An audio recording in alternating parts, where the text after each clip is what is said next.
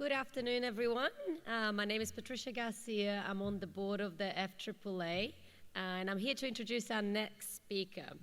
Before I start, I just wanted some housekeeping matters. Please make sure you've got your phones on silent, and make sure you've scanned your barcode to get CPD points. This session is being recorded, so you'll be able to access it at the FAAA Learn platform in a couple of weeks. All right, so today's session is about mindful peak performance. So double your productivity with ease through laser focus and deep flow. I'm sure most of you are like myself, always looking for ways to improve our productivity. So I'm looking forward to Richard's session today. In this complex financial landscape with a lot of volatility, it's important for us to stay focused on what really matters. So in this session, we're going to hear from Richard about some practical, evidence-based tools to help sharpen your focus, enhance your performance, and improve your client interactions.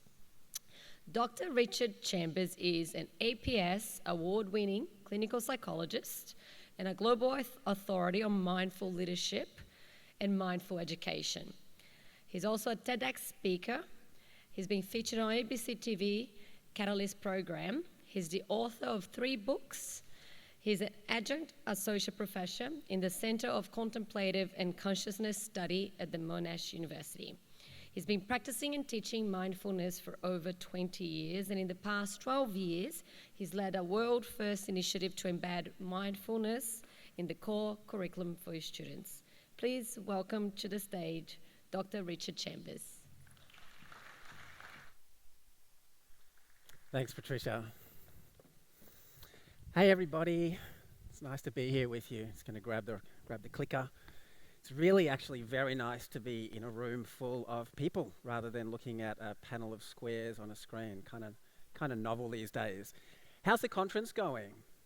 Who's enjoying the Congress? Who's getting something useful from it? I think most hands went up then.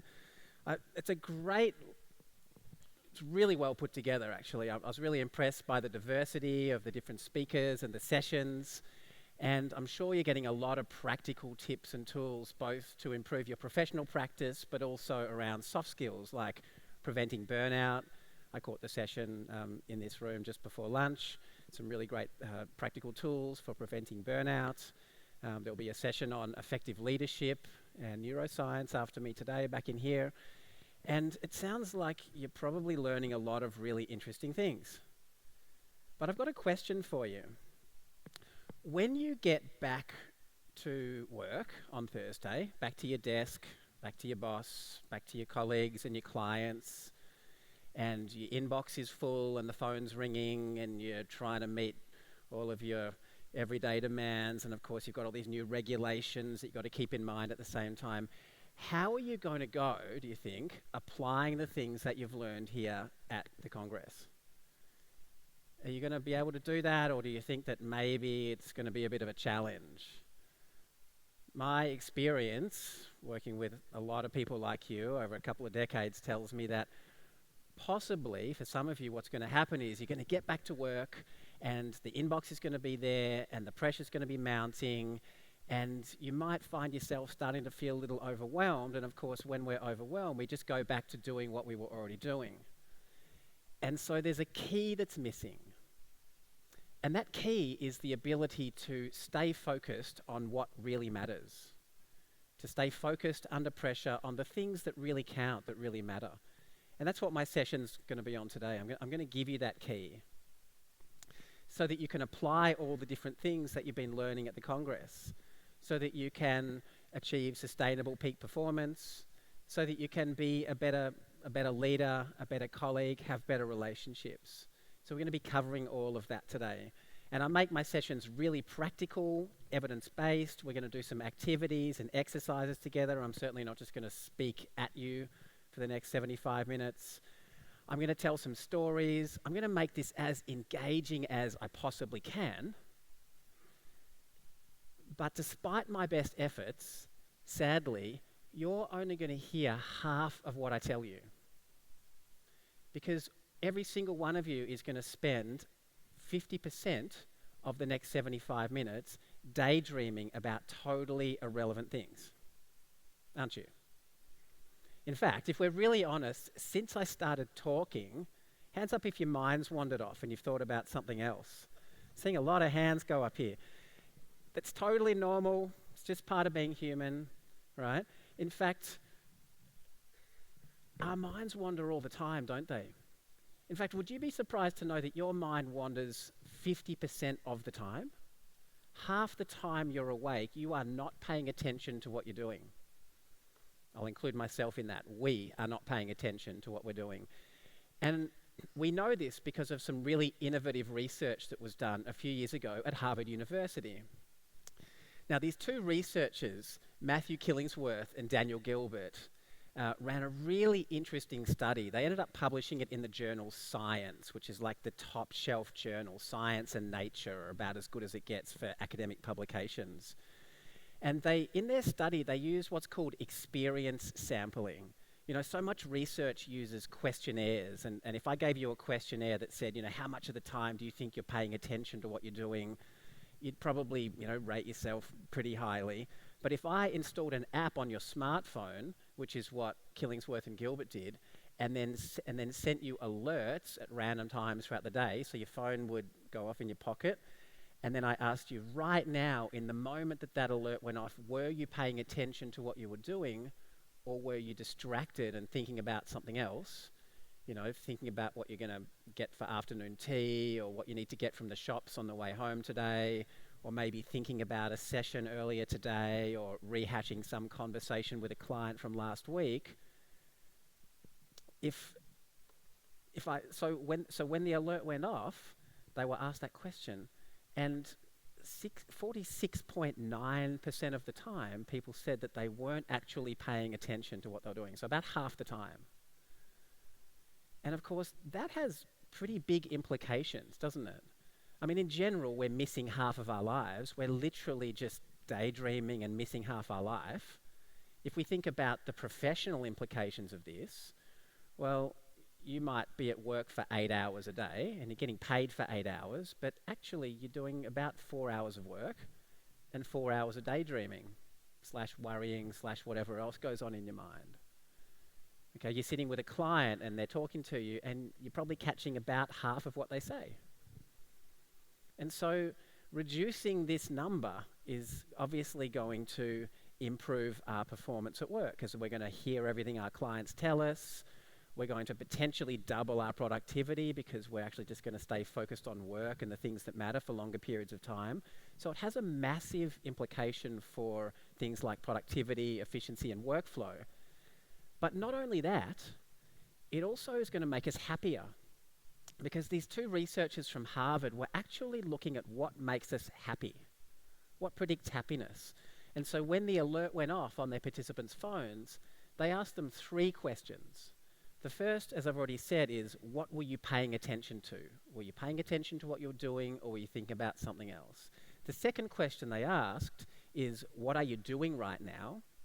What activity are you engaged in? And the third question is, how happy are you on a scale of 0 to 100?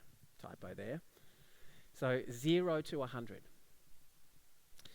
And of course, at the start of the experiment, they assumed that, like we would probably assume, that what people were doing was going to be a big predictor of their happiness. Because, I mean, surely if you think about it, you know, sitting in peak hour traffic is surely going to make you less happy than sitting in a hammock on a tropical island drinking a pina colada, right? Well, it turns out that wasn't actually the case. When they crunched the stats, they found that the activity that people were engaged in actually didn't really matter. It didn't predict happiness. It didn't predict the variance, to use statistical terms. What did predict happiness is whether people were paying attention or not. And they found that the people who were paying attention to what they were doing when that alert went off tended to be much happier overall than the people who were distracted and thinking about something else. Now, why do you think that would be the case? If you just think about your own life for a second, what is it about paying attention to what you're doing that tends to lead to happiness? What is it about not paying attention that can sometimes make you unhappy? Does anyone want to yell out? We're an interactive audience. Yeah, in the front here. So when we're paying attention to something, we tend to enjoy it more. You know, if we go to a nice restaurant, I don't spend much time in Adelaide. It's only my second time being here. So I went to Jamie Oliver's restaurant last night, 11, and had the degustation with a friend of mine. And believe me, at $86 a head, I tasted every single bite of that delicious meal, and I just really, really enjoyed it. Right? So when we're paying attention, or when we're traveling, you know, in a new place, new country, whatever, we're just there in the moment, and we enjoy it more, don't we? So there's something about being fully present that makes us enjoy things more. Any other reasons you can think of why paying attention makes us happy? Or, yes? Your mind isn't wandering. And worrying, exactly. So there are two sides to this coin. When we're paying attention, we tend to get more out of the moment. We enjoy our meals more. We just enjoy the moment more.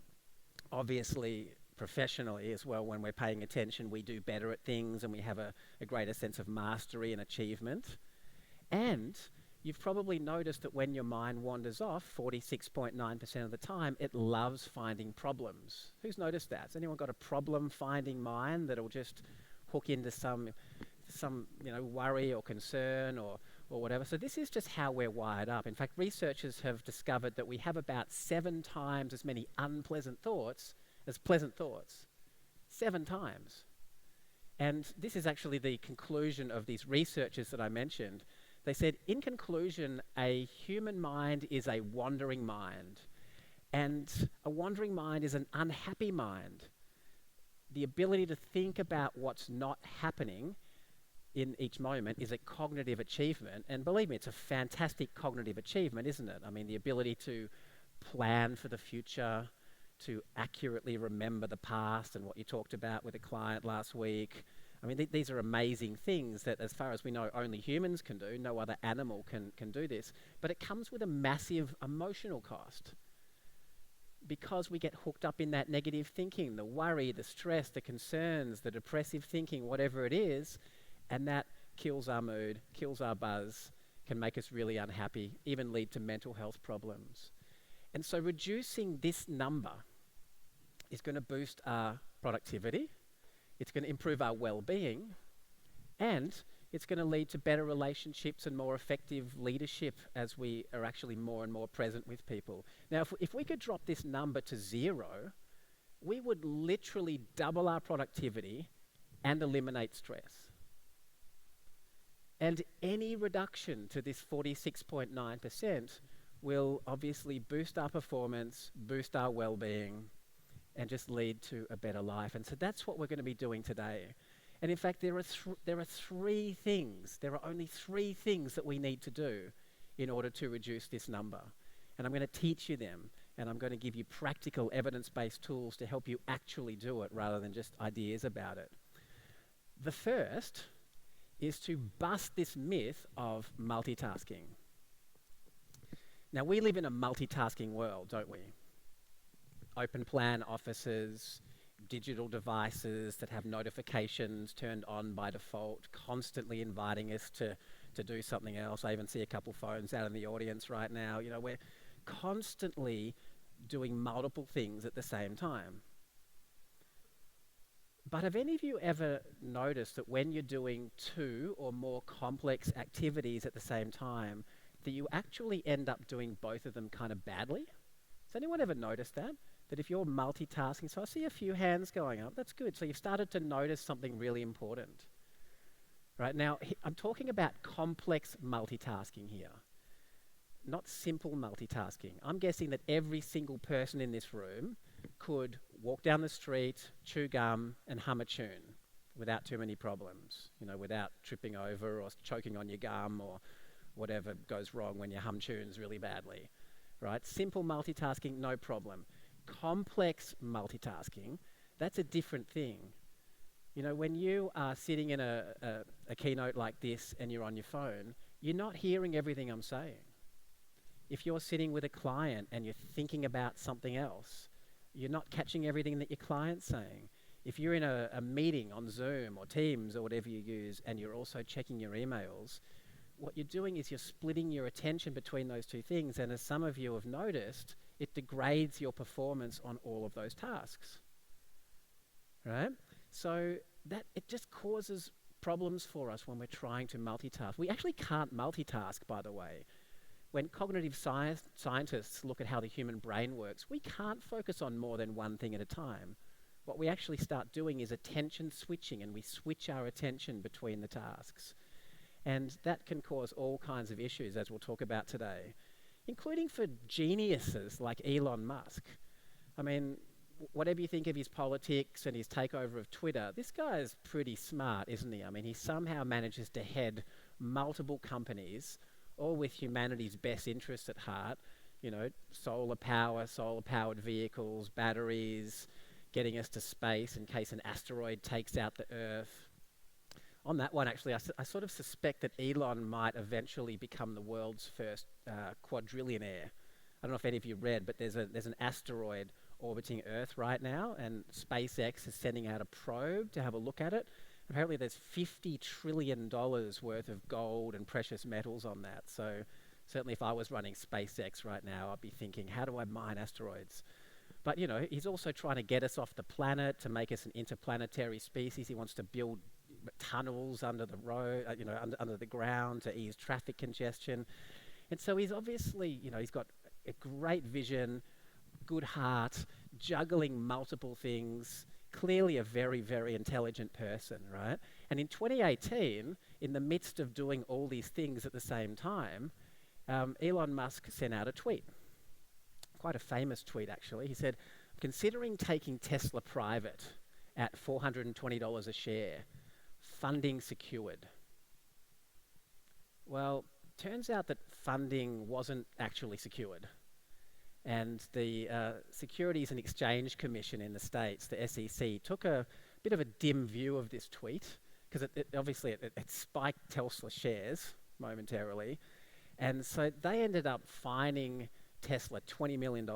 They fined Elon Musk personally another 20 mil, and he was forced to step down as chairman of the board and the CEO. So, you know, if multitasking and juggling multiple things at the same time can cause problems for people like Elon Musk, for sure it's causing problems for people like me and you, right? Now, some of you are looking a bit skeptical. You're probably sitting there thinking, what's this guy talking about? I am an awesome multitasker. I'm juggling things all day long, and I've certainly never been fined $20 million by the SEC. In fact, nothing goes wrong. Other people might be thinking, yeah, I totally get what you're talking about, but the reality of my job is that I just have to be juggling multiple things at the same time, otherwise I'm not going to get anything done. So what I'd like to do is to run a short experiment with you, if you're up for it. In a moment, don't jump into this until I tell you, because otherwise I'm going to have to try to wrangle you all back like cats, and it's going to be pretty impossible in a room like this. In a moment, I'm going to ask you to turn to the person next to you. And if you need to scooch over, just find a partner. And when I tell you and you find your partner, the person with the shortest hair, i.e. your ears are most exposed to the room, you're going to be the listener. And the other person's going to be the speaker. Speakers, your job for a couple of minutes is to talk about something with your partner that you're really passionate about and interested in. It might be a movie that you've just seen, a book you're reading. It might be your hobby, something that you're learning about. It might be a holiday that you've taken recently. It might be something that you're learning about at this conference. Just something that you feel excited about that's really easy to talk about. And just do that for a couple of minutes. Listeners, your job is to listen to your partner and hear everything that they say. And at the same time, I want you to get out your phone and open up your email browser, and I want you to respond to some emails. In fact, what I want you to do is to actively use your device. Don't open up Facebook or something and just start scrolling. Don't just scroll through your inbox. What I want you to do is to actively use your device. So I want you to respond to some emails, write some text messages, feel free to do some online banking, book a flight, something that requires a little bit of concentration while you're listening to your partner. What we're doing here is simulating one of those meetings that we've all been in where you're on Zoom and people are talking and it's maybe not exactly relevant to you right now, so you open up your email browser and you start responding to emails. I just want to simulate that under laboratory conditions to notice what happens. How does that sound? Are we up for doing that? Amazing. All right. So for 2 minutes, I'll get the speakers talk about something you're passionate about, listeners are listening on your device. All right, go.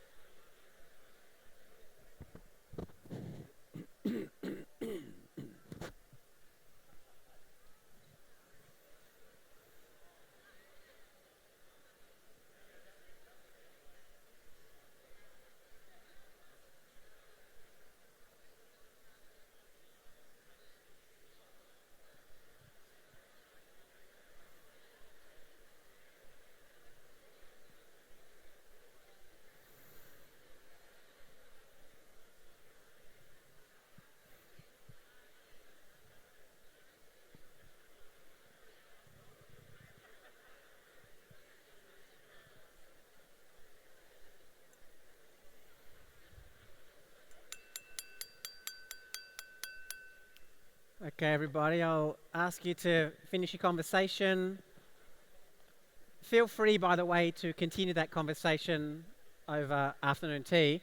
Hey guys, I'll just get you to just hit pause because I want to check in. We've just run an experiment for a couple of minutes, simulating a typical client interaction or day at work with the Zoom meetings and the emails. I'm really curious, what did you notice? Who would like to share their experience of that? Here, please. So you heard what she said, but probably didn't remember it. Maybe missed a few things there. Yeah, you were aware that you were hearing the words. Yep.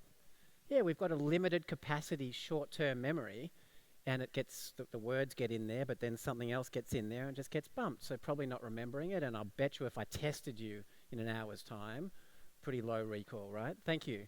Yeah, other people, what else did we notice? Yeah.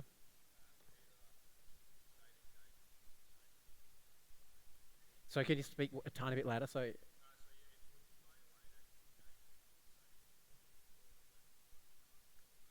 you chose to put your phone away and engage fully in the conversation? Yeah. Why did you do that? That's interesting. Because what was happening when you were trying to do both things? Couldn't do it. The phone became a distraction. Yeah, you couldn't do it. You felt distracted? Yeah. Yeah. Felt distracted from the conversation rather than, the conversation being a distraction. Okay, so it was really hard to do, right? To listen to what your partner was saying and be on your phone. Yep. And where's your partner? I'd love to hear from them. How was that for you? Yeah, it was good. I could tell that I had his full attention, or it looked like it anyway. But When the phone was out, or once it went away? when he put it away. Yep. But when I was listening to James, I was on my phone, and I don't even know what I was writing. I was just writing just random stuff, and I couldn't actually concentrate on the task at all. So it Yeah. might be true that we end up doing both tasks kind of badly, writing Definitely. random things. If any of you sent out emails or did, God forbid, online banking, I would strongly suggest that you check what you did after the session today. You might I find... think I just accidentally emailed a client too. So. I've had people in workshops like this write down what the partner's saying without realising that's what they're doing. Yeah. So, okay, so then you put the phone away and suddenly you were back and you were present. And how was that for you then? Was that a better experience? Yeah, it's better. Okay. Yeah, it does better things for the relationship too, doesn't it? Was there a comment there? You felt embarrassed. It feels a bit rude, doesn't it? Did it feel a bit disconnected?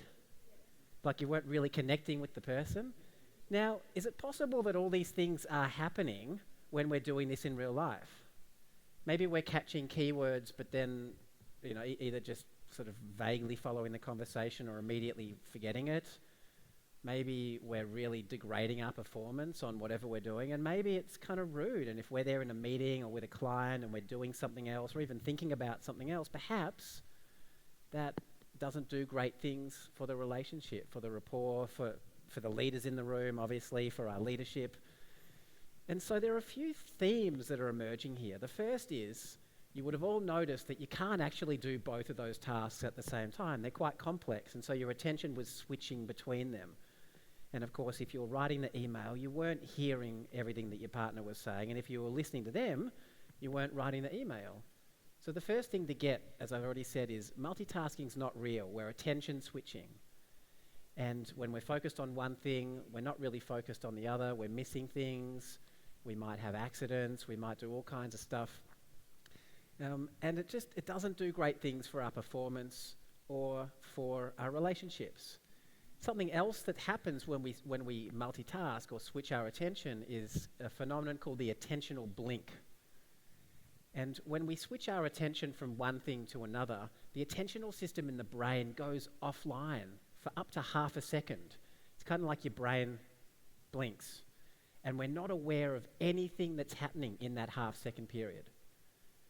So to bring this to life, take a look at, if you just look at that black wall over there, and then look back at me, for half a second you were offline. See if you do it again, see if you can notice that your brain kind of goes off. And most of you probably aren't noticing it, right? Because first of all, half a second's pretty quick. And secondly, if you're offline, literally offline, it makes it pretty hard to notice anything at all, doesn't it? But let me bring this to life another way. I want you to say to yourself, silently in your head, the letters A to Z as fast as you can. Okay, most of you probably done already. You've done that a bazillion times before, right? And how long did that take? 5 seconds? Maybe 10 seconds if you took your time? Okay, now do the same thing with the numbers 1 to 26.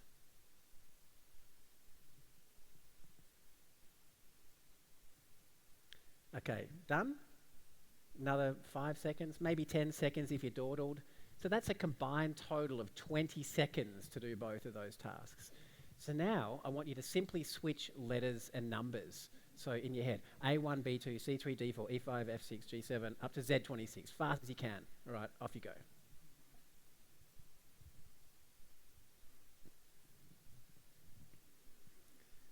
So the giggling begins. So pause. Are you noticing the really obvious slowing down as you go from the letter to the number?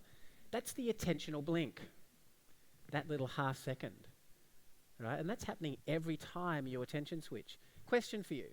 How many times in a typical day would you switch your attention from one thing to another?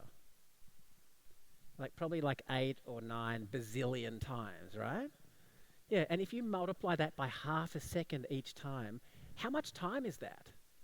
How much time are you offline during the day?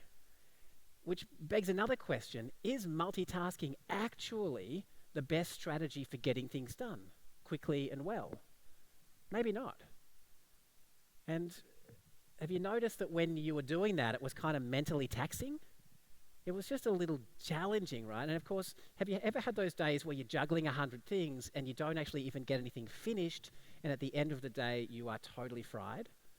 Well, that's because every time we switch our attention, as well as losing that half second, we burn a bit of glucose in the brain. It takes energy to do that. And so a lot of us are just kind of spinning our wheels, going backwards and forwards between things, tiring ourselves out. So again, perhaps multitasking isn't actually the best strategy. But let's take a look. What happens to our work performance, our performance on tasks, complex tasks, when we're trying to multitask? Excuse me. So in 2012, a couple of researchers ran an experiment. They got people to come into a lab and do some tasks, things like Sudokus, fun kind of tasks.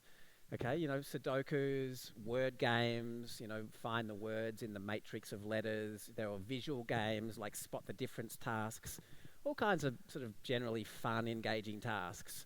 There were 6 of them. And as the participants came in, they were randomized into 2 groups. One group was asked to do the tasks one by one. In fact, they just had 20 minutes to do the Sudoku. You can see the timer ticking down at the top. And after 20 minutes had elapsed, that tab would close and they'd move on to the next task, the word finding task. Then they'd move on to the visual task. And like that, over the course of 120 minutes or 2 hours, they were asked to do as much of the tasks as they could. The second group was able to click on any of the tabs at any time and change tasks. So if they were working on the Sudoku and they got a little bit bored or a little bit frustrated, they'd just click maybe across to the word game or one of the number games, a different number game or a spot the difference, and just do that for a little bit, and then maybe they couldn't find any more differences, so they'd go back to the Sudoku. They also had 2 hours to do as much of the tasks as they could. Now, when the researchers crunched the data, this is what they found. They found that medium multitaskers, or people that were doing a bit of attention switching, were slightly more productive. There was this inverted U-shaped curve. It boosts productivity a little bit. It was significant. Wasn't much, but it was significant. But when they looked at accuracy, how well people were doing the tasks, a very different picture emerged. And they found that the more attention switching people did, the worse their performance on all 6 of the tasks. And the people that did the least amount or no attention switching, either because they were in the condition in the group that had to do the tasks one by one, excuse me, or because they chose to do the tasks one by one, they had the best performance overall. And so when we look at the relationship between attention switching and performance, it really matters what metrics we use. Is it productivity or is accuracy important? In your line of work, is accuracy important?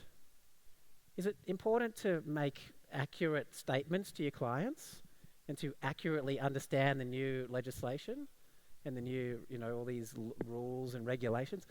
Probably, right? I would hope that if I hired any one of you to help me with my finances, that you gave me accurate information. So again, maybe this multitasking thing isn't actually setting us up for success. And instead, what we might want to think about doing is unitasking, focusing on one thing at a time. Now, unitasking or monotasking just means giving our full attention to one thing at a time. And my invitation to you is, for the rest of this session, while I'm here with you, notice what happens if you give me your full and undivided attention. When you stop and have a coffee break, if you're by yourself, see if you can really taste your coffee or delicious snack that you're enjoying. If you're there talking to someone, notice that you can't fully taste your coffee and hear what the person's saying at the same time. Just bring some awareness to that. Even if you walk out of here today and think, oh my God, this guy's so full of it, I'm an awesome multitasker, just pay attention when you're next juggling multiple things and just notice if anything that I've talked about today might be true, and maybe that'll lead to making some different choices. So that's unitasking. The second key to sustainable peak performance and effective leadership is managing digital technology. And of course, this is huge, increasingly huge. We're getting addicted to our devices, in case you didn't notice. And that's happening for 2 reasons. The first is dopamine. Every time we interact with our devices and jump on social media or check an email, we get a hit of dopamine in our brains. Now, dopamine's a chemical that rewards novelty-seeking or goal-directed behaviour. So if you clear your inbox, finish a task, learn something new, you get a hit of dopamine. That's really healthy, and it motivates us to do more of that stuff. Unfortunately, technology, digital tech, hijacks that system, and we get a dopamine hit every time we interact with our devices, which reinforces the use of our device, which makes us want to spend more time on social media, more time watching YouTube or whatever we do, Netflix, and it's getting a little bit out of control. And not only that, there's a broken Silicon Valley business model which intersects quite nicely with this dopamine pathway in the brain. Now, some of you might have seen The Social Dilemma on Netflix. If you haven't seen it, recommend it. It's really compelling viewing, really interesting, right? It features this guy named Tristan Harris, who was an engineer at Apple and Google and is now commonly described as the closest thing that Silicon Valley has to a conscience. He's now, his whole reason for being now is educating people around this broken business model. Because think about it, how does Silicon Valley, how does Meta, how does YouTube, how do they make money? They show us ads, right? And how do they show us ads? How do they maximize the amount of ads that we're willing to watch? Well, they keep us glued to the devices, glued to their products and the devices, right? And so they have teams of engineers and psychologists like me who've gone over to the dark side, working around the clock, figuring out how to hijack your attention and keep you glued to their product. And they're really good at it. I mean, simple things like the badge icons, the notification icons. What color are they? They're red. Red's the color of blood. Red's the color of danger in nature, like a redback spider. So it orients our attention to it and makes us more likely to click it. You know, outrage. You know, the social media companies have been tinkering around. They've figured out, if we provoke outrage in people, if we make them deeply pissed off about something, particularly if that cements their membership in a tribe, in a group, and others, another tribe, and we create a little bit of this, that's going to keep them watching and scrolling and posting and etc. for longer periods. So this is how good they are. And so we need to actively take steps to control social media and digital technology use. Otherwise, it's just going to keep going bad places. I mean, a study from, this is 2019, found that we touch our phones, we would check our phones 96 times a day. And that's 4 years ago. So let's say it's much higher than that now. This is the most recent research I could find.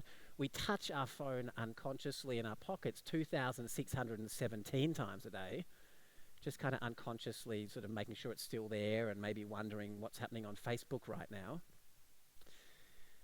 Oh my God. And then there's this. Like, how annoying is this? Are you ever in the middle of doing something? Like, you know, working on a file, talking to a client, presenting a keynote, and then you get an email? Does that ever happen? You know, if you haven't turned them off, your email notifications will be on by default. And then you get this email and it's from Chris and it's an important message, right? And I probably better stop and check this. Do you ever stop and check emails in the middle of doing things? You know, ding, that little email comes in and you stop what you're doing and you check the email. Who does that from time to time, like all the time, right? And then have you noticed when you get back to the task you were doing, it takes a bit of time to get back in the zone? Well, it can take up to 20 minutes. If you're doing a really complex task and you are fully in the zone and you break that flow, it can take 20 minutes to get back there. But let's take this conservative estimate here of, this is from a 2002 study where they tested people in a lab, interrupting them with emails, and they found that it takes just over a minute, 64 seconds, to get back into the task once you break your flow by checking emails. Obviously, that doesn't include the time that you spent emailing. That's the time that you spend rereading the paragraph, remembering where you were up to, trying to catch up on the meeting that you're in, trying to figure out what's going on, right? So if we take this conservative estimate, that means if you check an email every 5 minutes in a typical week of work, guess how much time you waste? Your numbers, people. How much time do you waste? Well, about a day. You waste 8.5 hours. I mean, think about it like this. Every 5 minutes, we waste a minute as we get back into the task we were doing. 5 minutes later, we burn another minute, and then we do it again and again and again and again and again and again and again. And over the course of a 40-hour week, we waste an entire day of just getting back into tasks. Hands up if you would like an extra day in the week to get everything done. Would that be cool? Would that make a big difference, an extra day in the week? I've got great news for you. All you need to do is turn off your email notifications and start checking your emails when you want to check them. Maybe it's set times during the day. I manage my inbox, and when I'm working with my high performance clients, I do a lot of coaching, executive coaching, performance coaching. I get them batching their emails. This is what a lot of people are doing now. Some of you might be doing it already. You start the day perhaps with some emailing, check your emails, get on with the important stuff, and then at the end of the day, I check my emails again. Right? Of course, once I've finished a particular task, maybe I've finished something that needed to be done, I'll stop and open my inbox and I'll scan through it, and I'll make sure that anything that's urgent and important, I deal with that in a timely fashion. But everything else waits until I'm ready to get to it, which frees me up to focus on the stuff that really matters. So simple strategies like this, like batching emails and checking them at set times during the day, make a big difference. But you know what? It turns out that even having our digital devices with us kills our performance. So in this experiment from 2015, they asked people to come into a psychology lab and do IQ tests. They were looking at things like working memory, which is short-term memory, fluid intelligence is creativity. They looked at 7 different aspects of IQ. In this study, they asked every single person to please bring their phone with them. And as the person arrived, they said, okay, now we want you to switch your phone off. So that's an important detail in this. Everybody's phone was off. One group then put their phone in a locker outside the room where they were doing the testing. And guess what? They had the best performance on all 7 aspects of testing, as you can see from the right-hand columns of the graph. What I found really interesting, and to be honest, quite confronting when I read this study, was that having your phone sitting in your pocket or even your bag degrades your performance. It led to significantly worse performance on all 7 aspects of the testing, even though the phone was off. And as you can see, left-hand column, and as you might expect, having the phone sitting on the desk while they were doing the testing led to the worst performance overall. Again, phones were off, so if you turned that phone on and turned it face up, and maybe put a second phone there and then turned on all the notifications on all your devices, including your web browser, you're going to see that performance degrading further and further and further and further and further. So if you want to get really good quality work done quickly, efficiently, and well, if you want to have maximum rapport and connection with your clients, if you want to spend quality time with loved ones, maybe just don't have the phone around. Put it in a drawer. Leave it in a different room. Just managing digital technology, super duper important. And then the final key to sustainable peak performance is meditation. Now, we've dealt with the low-hanging fruit, right? If you start unitasking, giving your full and undivided attention to one thing at a time, if you manage your digital technology properly so it's not hijacking your attention every 5 seconds, turning off notifications, putting the phone away, whatever works for you, that's going to make a big difference. Even doing those things will make a significant difference in your life. But if you want to take this to the next level, you really want to start practicing what's called meditation. Because even if you're managing your device as well, you're just a little bit like this. We're all a little bit like this guy, right, in this modern world. It's hard to know exactly what to focus on. So many shiny objects and new things. Is it the ball? Is it the tree? Or is it that thing happening over there? I mean, this is just us on a typical sort of Wednesday afternoon, isn't it? Or Tuesday afternoon, right?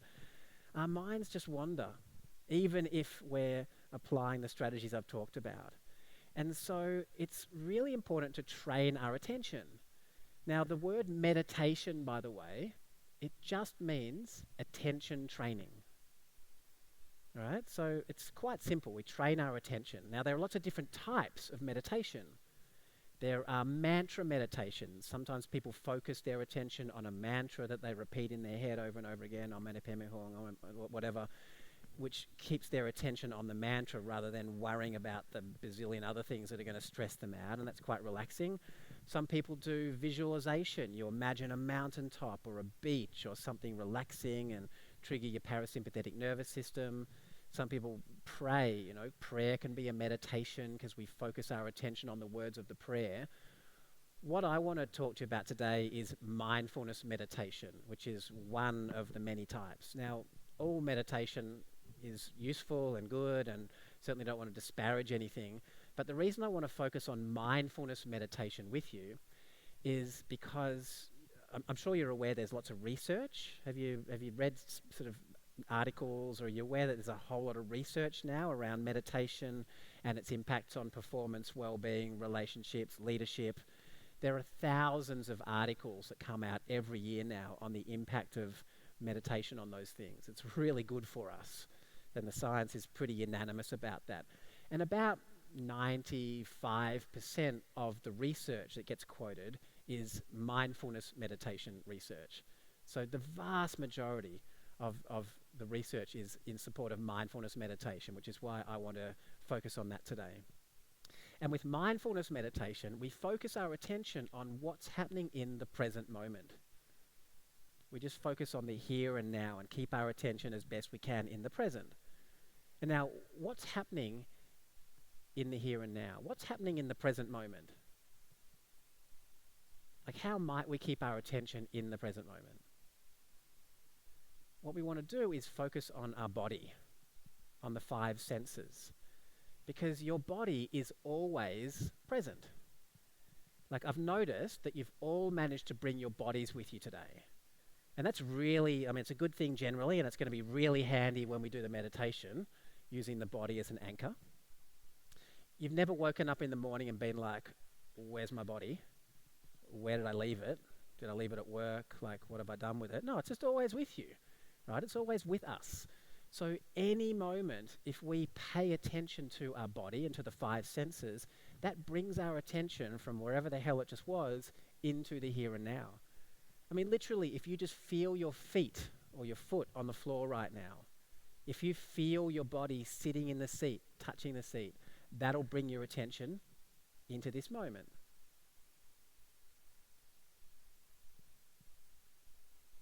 And then it wanders off, right? This is what it does. So it goes back off 46.9% of the time, off somewhere else, worrying, planning, dwelling, judging, reacting, daydreaming, wherever it goes. But when you notice that it's wandered off, there's something to bring it back to. There's like an anchor point now. And that is all mindfulness meditation is. We pay attention to what's happening in the senses. And of course, we can eat mindfully. We can drink wine mindfully. We can listen and have mindful conversations by giving our full attention to them. We can stop and smell the roses. Any of the 5 senses. That's why that expression exists, stopping and being present with a flower for a second. So we can use any of our senses.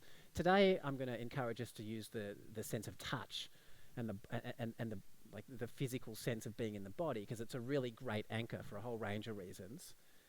And we just focus our attention on that. And we accept that sooner or later, and probably sooner, the mind's going to wander off, at least 46.9% of the time. It's just going to be off somewhere else. And then we notice when it's wandered, and we bring it back. And then it wanders off again, and we notice, and we bring it back. And it wanders off, and we bring it back. And of course, if we practice doing that, we're going to get better at it. Have you ever noticed that anything you practice, you get better at? Who's noticed that? Yeah, that's true of walking, speaking English, doing times tables, being a financial advisor, driving a car, playing golf. Anything you consistently practice, you just get better at. And if we practice what I was just describing, we start to get a little bit quicker at noticing when the mind's wandered off so that we can bring it back. And we learn to bring it back without thinking about what distracted us or judging ourselves or getting frustrated that the mind wandered off in the first place, because that's just more noise and mind wandering. So we notice the mind's wandered. Oh, that's what's happened. Okay, great. Let's come back to the body, back to the moment, and then we're back here and now. And we start spending longer periods of time in the present moment, which of course is a very useful thing for a whole range of reasons, right? Reducing that 46.9%. So who would be up for doing a few minutes of mindfulness meditation, a 5-minute meditation practice? Awesome. If you didn't put your hand up and you don't want to do it, that's totally fine. Feel free just to sit there and listen to what I'm saying, just so you know what we're doing. If you are up for doing this, let me guide you through a really simple 5-minute meditation practice using the body and the sense of touch as an anchor. So if you want to do it, what I'll invite you to do is just to close your eyes so you can focus a little more fully on your body and the sensations there. Notice the way you're sitting in the chair, and my invitation will be to sit in a way that's upright so you can stay alert, because I want to make you more alert and more present, not sleepy and dull and wandering off. And just for a moment, just paying attention to your body, just literally noticing your feet on the floor, your body in the chair, your sense of being here in this moment, right now, in this room, this place, this time.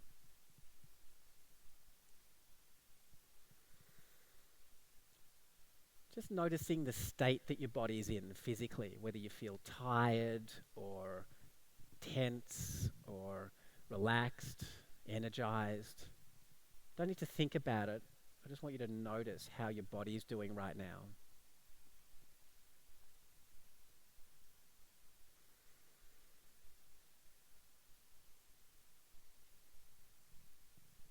Just noticing that mind wandering becomes very obvious when we start meditating and paying attention. So when the mind wanders, just bring it back to the body. Bring it back to your feet on the floor, your body in the chair.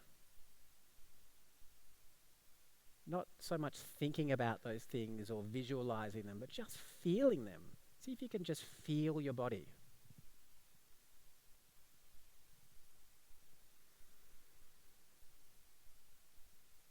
Just to make this what's called trauma-informed, if you are someone who finds being in your body difficult, challenging, distressing in any way, you could also orient your attention to sound.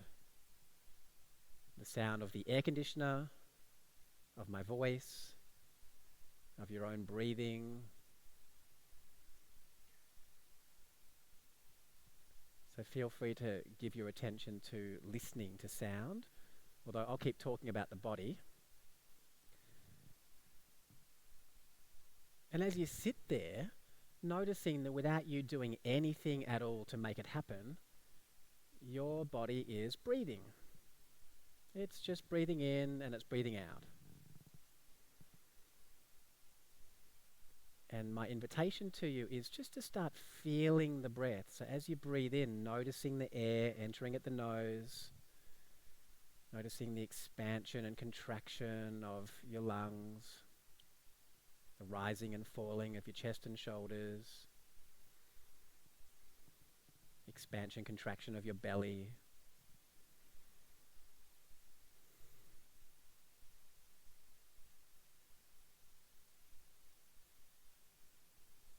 Noticing if the air travels down to the belly or if it gets a bit constricted perhaps in the chest or the stomach, and if it gets constricted, just noticing the tension that's there and see if you can let it go. Don't try to get rid of it, just allowing tension to just drain away by itself. In fact, if there are any muscles switched on anywhere in your body that don't need to be on right now, you might just let them switch off in your forehead, your jaw, in your shoulders, your neck, arms, legs, torso.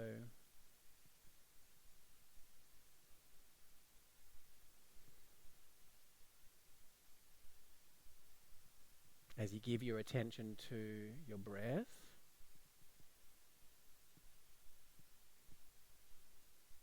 just noticing, what does it feel like to breathe in and breathe out? Just being as present as you can with each breath. Like, what does it literally feel like to take this breath right now?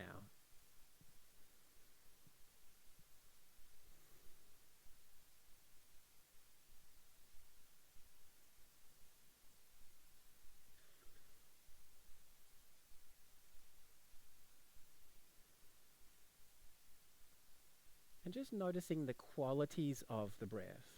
Noticing whether it's deep or shallow, fast or slow. In fact, if you're really paying attention, you'll notice that your breath keeps changing. Sometimes it just speeds up a little bit or it slows down. Sometimes it is a bit deeper or gets a bit shallower. It's constantly changing.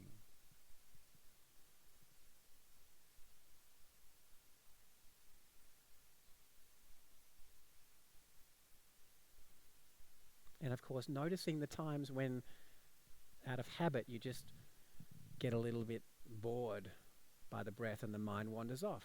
Start to think about the future or the past, or evaluate how you're doing this meditation. It doesn't really matter where it goes.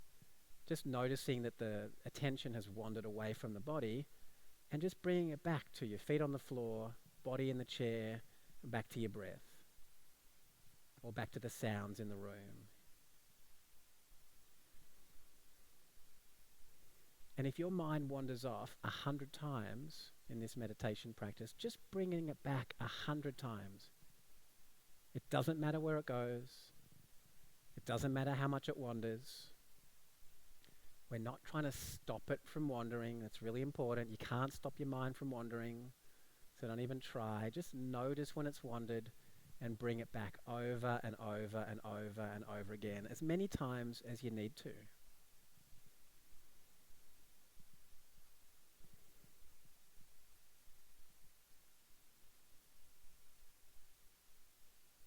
And so in a moment we'll bring this exercise to a close. But before we do, I just want you to notice what's happening for you now.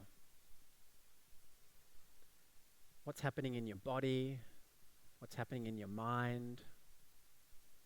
Is anything different compared to when you started? Do you feel different?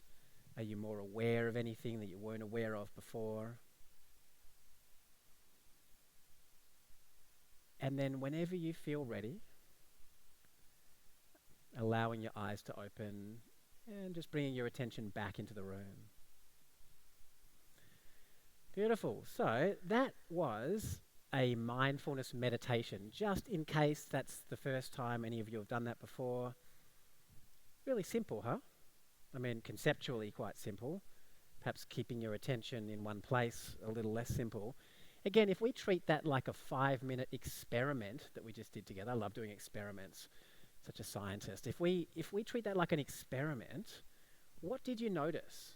I'd love to hear from some of you. What did you observe doing that simple activity? Anyone want to share their experience? Roving mic here. Any hands? Anyone? Yeah, thanks.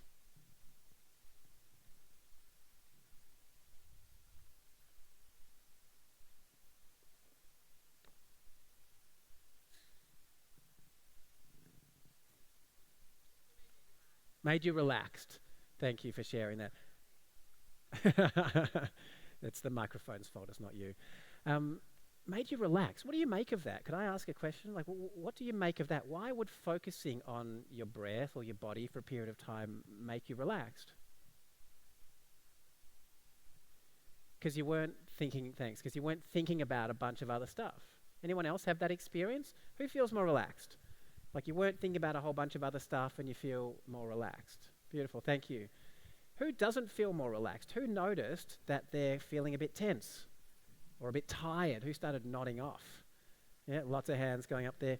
Yeah, so maybe when we start to relax, if we're already a bit tired, and most of us these days are sleep deprived, maybe as that parasympathetic nervous system comes online, we start to relax and maybe even nod off. Some of you might have noticed that actually you're feeling a bit tense. Your body's not feeling very comfortable right now. Maybe your mind's racing. These are all very common experiences. Anyone else want to share? Yeah, there's up there. Do you want to just yell it out and I'll repeat it? You feel more More alert. Beautiful. Okay. We gather our attention from being in a bazillion different places and we keep it in one place for a while, and maybe that makes us feel a little more alert. Who feels more alert? If you went and did some work right now or did anything right now, maybe you'd be better able to do it, to focus on it. Thank you. Yeah. So these are some common side effects of meditation. They're not the point. The point of mindfulness meditation is just to be more present.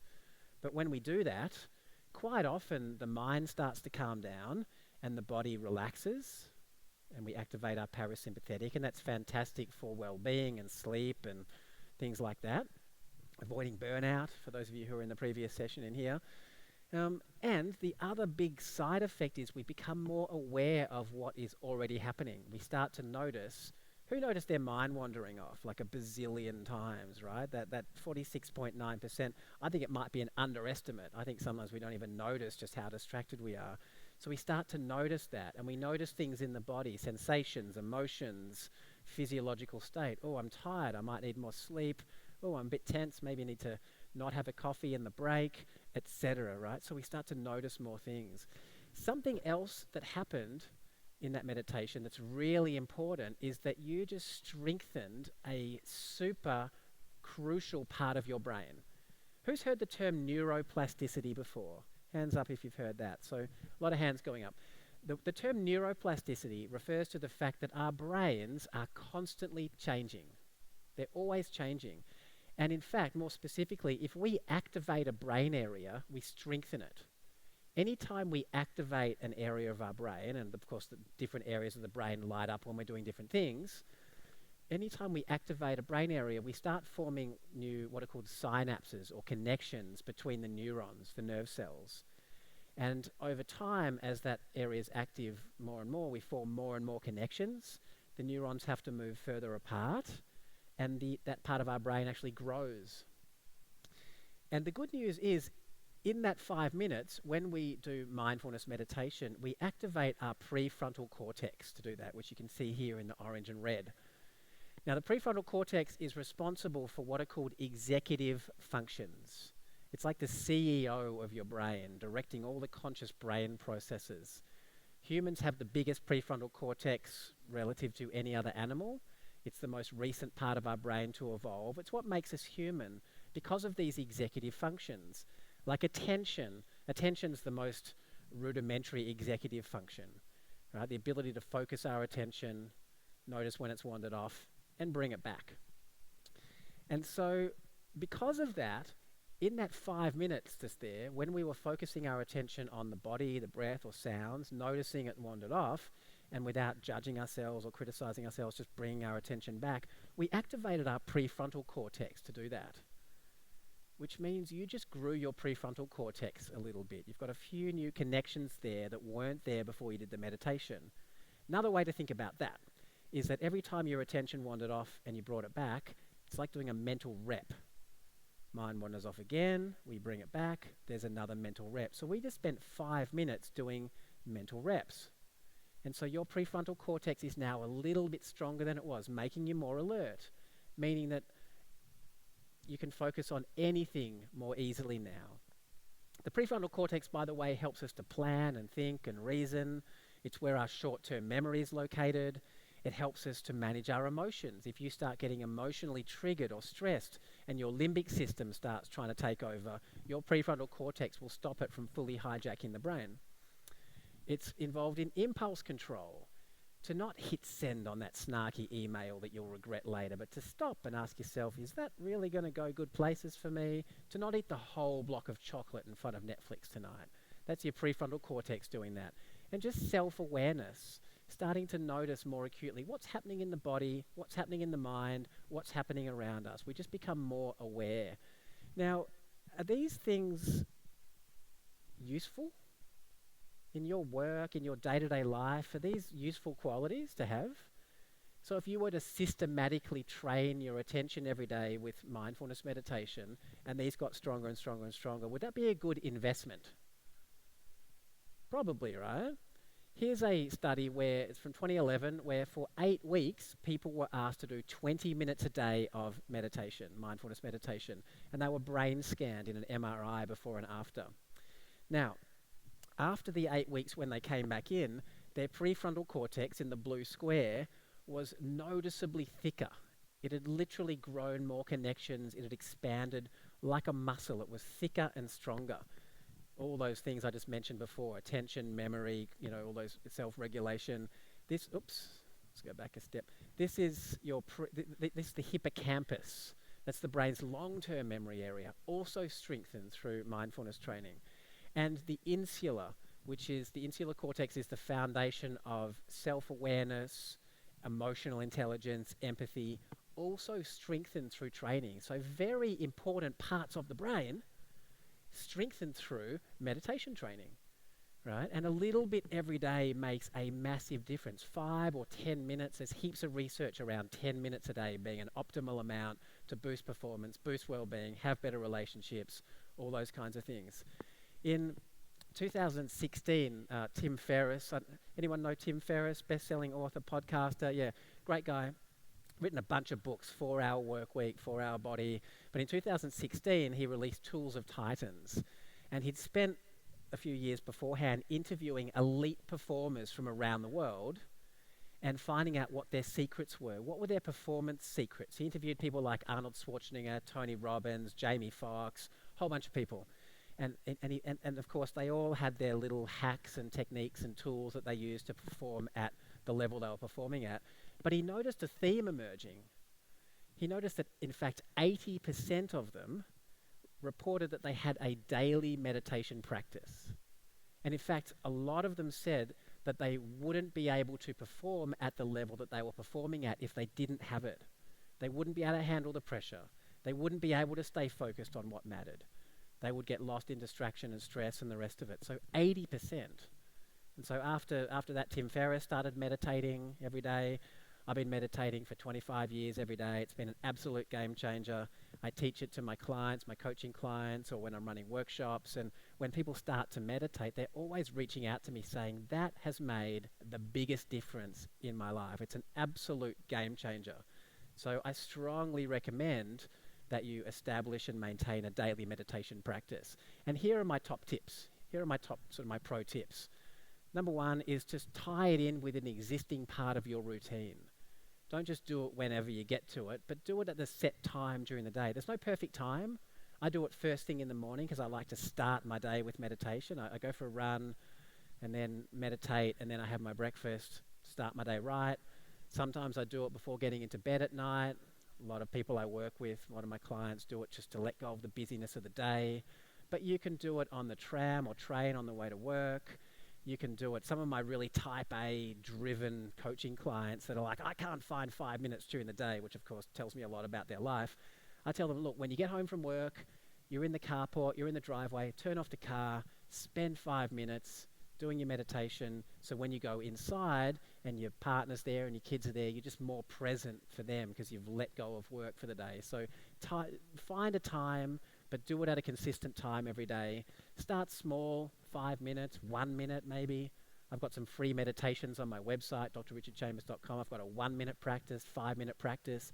Just start small, like working out, and slowly build it up. 10 minutes is really good. I do 30, whatever works for you. And then use an app. There are heaps of great mindfulness apps, Headspace, Calm. I help make an app called Smiley Mind, so shout out to Smiley Mind. There are millions now. Just have a look at the top-rated apps on the app stores. Get an app. Jump on my website, as I said. Download my free MP3s and use them to guide your practice. They're my top tips. So just wrapping up, in this increasingly distracted, multitasking world with digital technology about to go to obviously a whole other level with AI and virtual reality and augmented reality and all of that, with increasing rates of mental health problems, with people just being more and more distracted and unable to stay focused on what matters, it's really important that we take proactive steps. Just taking proactive steps so that we can be more present with ourselves. We can be more present with the people around us. We can perform under pressure. We can handle all the stress. And so there are 3 things that we've covered today that make a huge difference. And my invitation to you is to pick 1 or 2 or 3 of them and take some action steps. Don't just think, oh, this is a great idea, but what could you do? I mean, for the rest of today, could you just make an effort to give your attention to one thing at a time?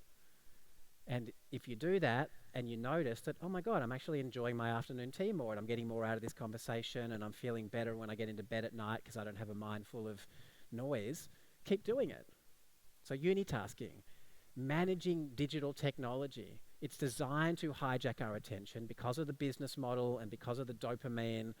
We need to be doing something about it. So turn off your notifications. Put your phone out of sight, out of mind. Get it out of your bedroom. Put it in your drawer at the office so that you can be fully present with the things that you want to be present with, and then use it when you want to use it.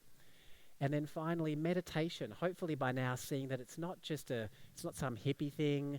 It's not even sitting around feeling relaxed, although that might happen. It's training one of the most important parts of your brain, your prefrontal cortex, giving it a workout, meaning that in the other 23 hours and 55 minutes of your day, you're just more able to function at your best, manage stress, and just be a better financial advisor, better human being.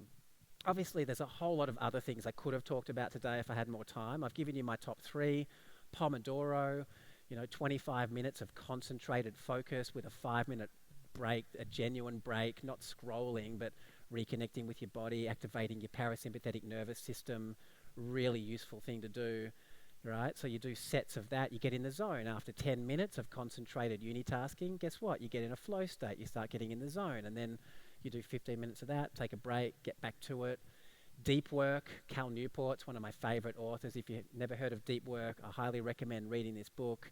It's about setting aside periods of time during the day so you can do concentrated, focused work on high-value tasks, which you can't do when you're distracted by emails and meetings and etc., and finding ways of doing that.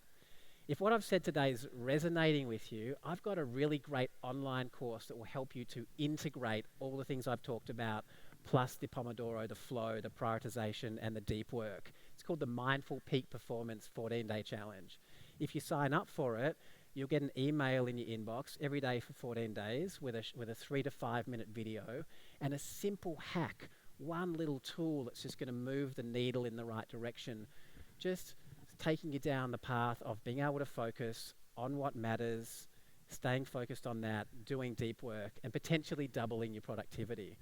So there are worksheets to help you to prioritize, like Eisenhower Matrix here, or 80-20 rule. In fact, there's a whole bunch of resources that you might find useful. And for attendees of the conference, I'm offering a 50% discount. If you jump on my website or use this QR code and use the code FAAA50, you'll get a 50% discount off of that.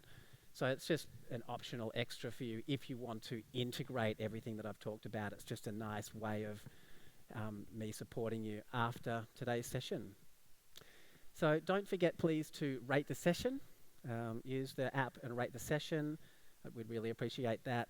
I'm going to go to the speaker zone now. I think I've got like 2 or 3 minutes. I'll take questions in here if you want to ask them. Otherwise, I'm going to head to the speaker zone, come and chat. Love to connect. And what's next? Yeah, so thanks for attending. Thanks for giving me your attention, your precious resource of attention for 75 minutes. And yeah, it's been great to be here with you. Thank you.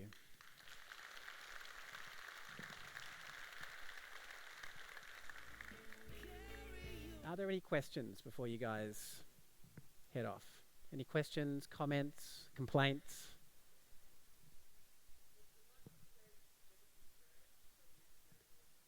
Yeah, we set that up on purpose. Thanks for noticing. And yeah, it's a very realistic blood color, isn't it? Yeah. Any other questions? Yes. In journaling? Journaling's great, right? A lot of people really swear by that because, again, it's keeping us in the present moment and as well brain dumping stuff and helping us order our thoughts. So there's a growing research base that's a fantastic thing to do. So journaling. Yeah. Anyone else?